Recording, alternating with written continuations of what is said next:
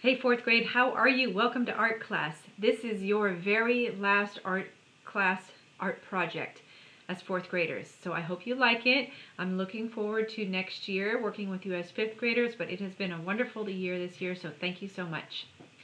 All right, for today's project, we're doing a very colorful landscape. So you will need a piece of paper, white paper.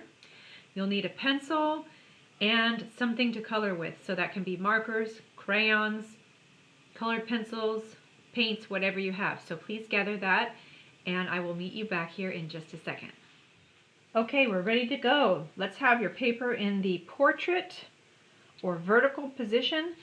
So tall like this, and let's get your pencil together. We're going to create a landscape, and normally we do that by starting with a hill or a horizon line and things like that, but we're going to do it a little differently today and start up here in the sky. So I would like you to draw a circle. You can be in the left or the right. It's up to you. I'm going to do mine on the right. A circle about the size of a quarter or a little bit bigger than a quarter over here. And then around that, I'd like you to make maybe an oval.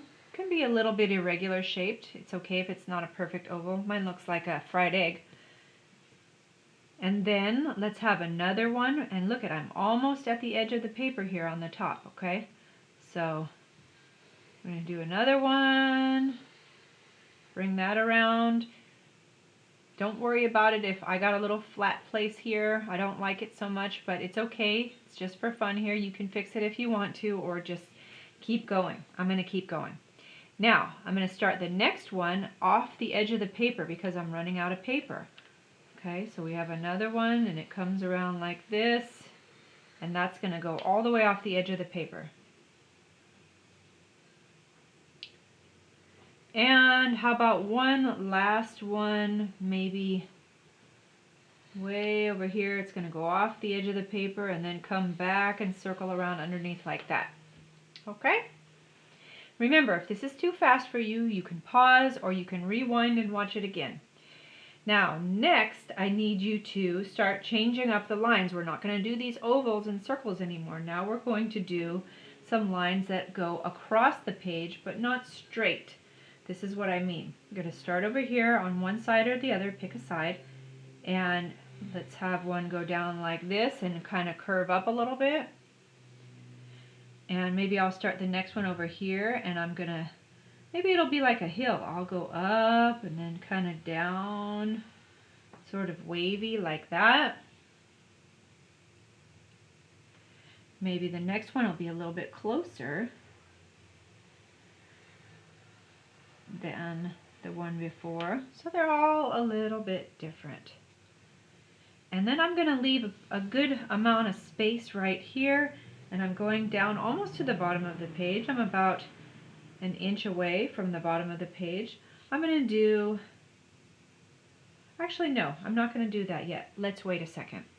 So now we're going to put in a couple of trees in here. How about if I do a tall, skinny tree? So watch first. I'm starting at the bottom and I'm going to come up. Maybe you've seen trees like this. They're very tall and skinny. I'm going to go like that. It's what you call a stylized tree. It's not a tree that looks very natural. Here is the tree trunk. I think it looks a little bit like a popsicle. What do you think? Okay, we'll stop it right about there. Okay, now, see how it stops before it gets to the edge of the paper? Well, that would make the tree floating. So why don't we put some ground below it? Let's put another one of these lines, and it can be a little crooked like that. So the tree is standing right on the ground. Okay, now we're going to do another tree next to it, but a little shorter. So how about if we start it at about the same place on the bottom?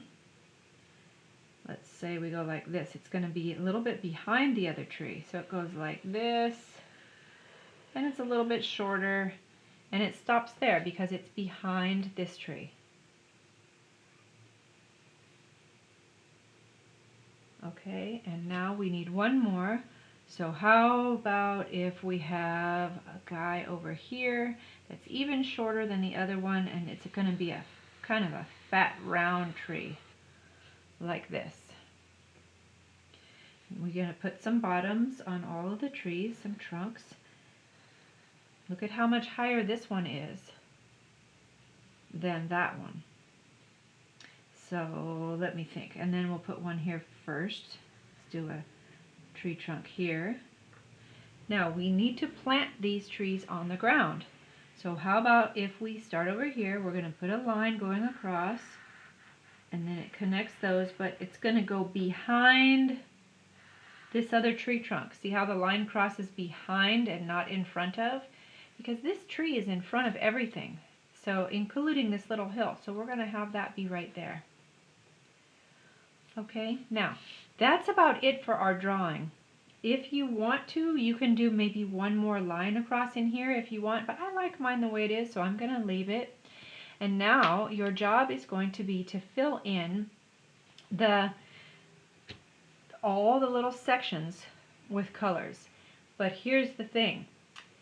The rules are, I want you to choose between 5 and 7 colors. So you could have 5, you could have 6, or you could have 7 colors, all different.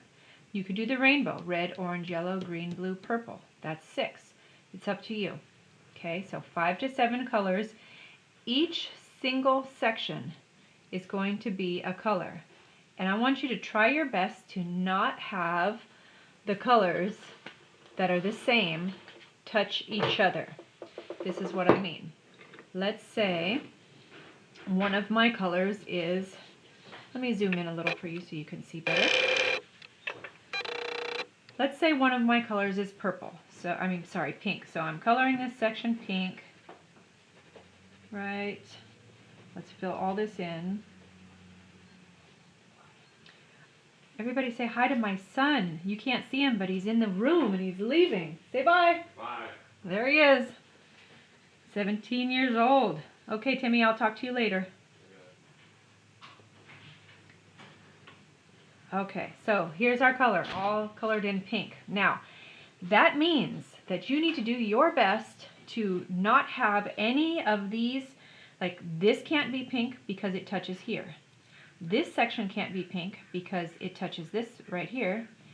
This can't be pink because it touches, and this can't be pink. So none of these 1, 2, 3, 4 sections can be pink. It's okay if you have to, if the diagonal ones that diagonally touch at the corners here, if you have to, and those have to be pink, like let's say you get in a jam and you're in a place where you got to have one of these be pink, I'm okay with that on a diagonal, but not on anywhere else. Okay, so then this guy might be green, and then the next one might be blue. And you can pick any colors you want. If you like pink and red, you can have 5 different shades of pink and red, as long as nothing the same touches. If you want all browns and greens and forest colors, that's okay too. Now here I have a different shade of green, so is it okay if this section is green? And the answer is yes. Why? Because it's a different color of green than the green that it's next to. Okay, now you're going to do a much better job of coloring than I am, because I'm going pretty quick to get through this video so that you're not having too much screen time, because we always want to make sure your eyes and your brains and your bodies have other things to do besides being on screen all the time. So I'm just going to go quickly. But I know you love your art, and you'll do your best job to make very nice clean colors and enjoy your project here. By the way, I'm using some crayons. I love them. When you color with them, they feel like a regular crayon, but if I got a paintbrush and it was wet, and let's pretend this is a paintbrush, and I put water on here, this will turn into paint. They're called water-soluble crayons, and they look like this, and they're super fun. Okay, so this is your job, to fill in everything in here with your at least 5 to 7 colors where no color is touching the same color anywhere else. Okay, I hope that makes sense. I hope you will enjoy this project. Remember to send me pictures, because I always want to see your artwork. And have a great summer. Thumbs up, I'll see you soon.